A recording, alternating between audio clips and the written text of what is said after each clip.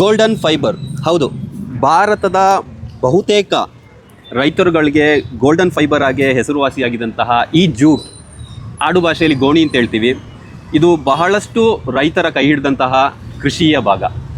So West Bengal ಆಗಿರಲಿ, ಒಡಿಶಾ ಆಗಿರಲಿ, ಬಿಹಾರ ಆಗಿರಲಿ, ಈ ರಾಜ್ಯಗಳಲ್ಲಿ ಬಹುತೇಕ ರೈತರು ಇದ್ರ ಮೇಲೇ ಡಿಪೆಂಡ್ ಆಗಿದ್ದಾರೆ ಕೂಡ.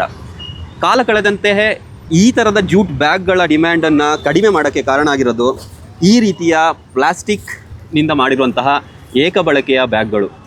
ಇದು ವ್ಯಾಪಕವಾಗಿ ಎಲ್ಲ ಮಾರ್ಕೆಟ್ಗಳಿಗೆ ಲಗ್ಗೆ ಇಡ್ತಾ ಇದೆ.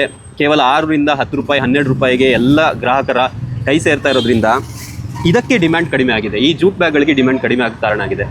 ಆದರೆ ನಾವು ಬಹಳ ಸೂಕ್ಷ್ಮವಾಗಿ ಅರ್ಥ ಮಾಡ್ಕೋಬೇಕಾಗಿರೋದು ಏನಂತ ಹೇಳಿದ್ರೆ, ಈ ಜೂಟ್ ಬ್ಯಾಗ್ಗಳು ರೈತರ ಕೈ ಹಿಡಿಯೋದಲ್ಲದೆ ಪರಿಸರ ಪೂರಕ ಆಗಿರುವಂತಹ ಬ್ಯಾಗ್ಗಳು. ಇವು ಸುಲಭವಾಗಿ ಕಾಂಪೋಸ್ಟ್ ಆಗಿ, ಗೊಬ್ಬರ ಆಗಿ ಭೂಮಿಯನ್ನು ಮತ್ತೆ ಫಲವತ್ತಾಗಿ ಮಾಡುವಂತಹ ಅಂಶ ಇರುವಂಥದ್ದು.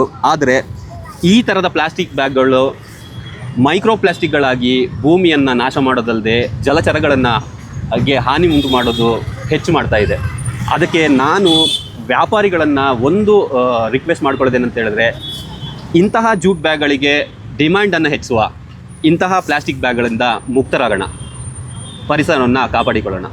ಏನಂತೀರ ಪ್ರಜೆಗಳೇ?